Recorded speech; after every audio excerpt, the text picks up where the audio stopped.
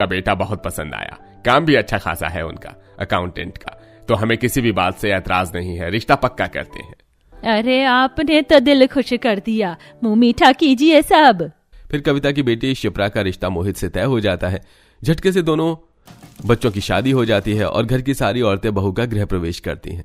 घर में एक भी मर्द को न देखकर शिप्रा दंग रह जाती है। आखिर क्या होगा जब बहू को पता चलेगा कि उसका ससुराल सिर्फ औरतों से भरा हुआ है। आइए कहानी में आगे बढ़ते हैं। माँ जी, आप सबके हस्बैंड कहाँ हैं? मतलब दादाजी वगैरह तो नहीं होंगे, लेकिन पापा जी, ताऊ जी, चाचा जी, ये सब कहाँ हैं?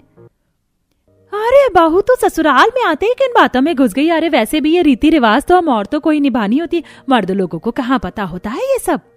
बातों में टालकर ससुराल वाली औरतें बहू को अगली रस्म के लिए ले जाती हैं। अब सब शादी की चीजों को संभालते हैं। अगले दिन बहू की पहली रसोई होती है। वो खाना बनाकर जब डाइनिंग टेबल पर लाती है तो सारी औरतें बैठी होती हैं। अरे माँ जी, पापा जी, ताऊ जी, चाचा जी, मौसा जी, वो सब कहाँ हैं? आप सब औरतें यहाँ पर बैठ गई हैं, वो कहाँ बैठेंगे? जरा उनको भी तो बुला दो। अब मेरे हाथ की पहली रसोई का खाना नहीं खाएंगे क्या? बहू, हम अब तुझे और झूठ नहीं बोल पाएंगे।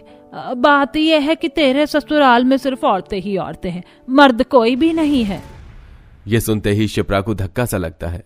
फिर घर के मर्दों की सच्चाई बताई जाती है। मोहित को अजीब सा महसूस होता है और वो खाने पर से चला जाता है। रसोई में बर्तन साफ करते वक्त शिप्रा, मुझे नहीं पता था मैं कैसे ससुराल में जा रही हूँ जो सिर्फ औरतों से भरा है।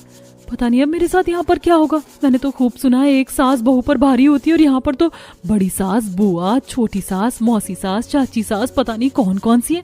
मेरा क्या हाल करेंगे? अगर पापा जी, चाचा जी होते तो थोड़ा संभल कर तो रहते ही लोग। बर्तन साफ करियो, घर में और भी काम है, जरा उधर भी देख लो। हाँ, बस यही रह गया था।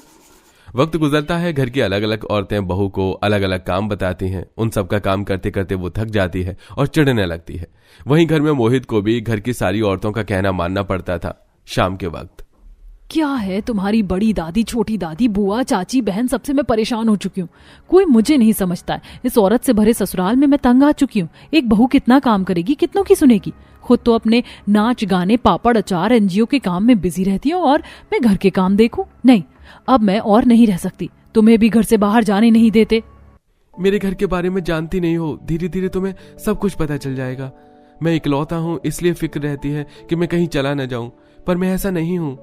मोहित घर से बाहर जाता है तब पड़ोसी लोग, ओहो, बड़े दिनों बाद दिखे मोहित। चलो अच्छा है। वैसे कैसा लगता है तुम्हें औरतों से भरे घर में?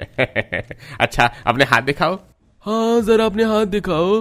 कहीं घर में बैठकर लुगाइयों की तरह चूड़ी तो नहीं पहनने लग गए? अरे बस करो।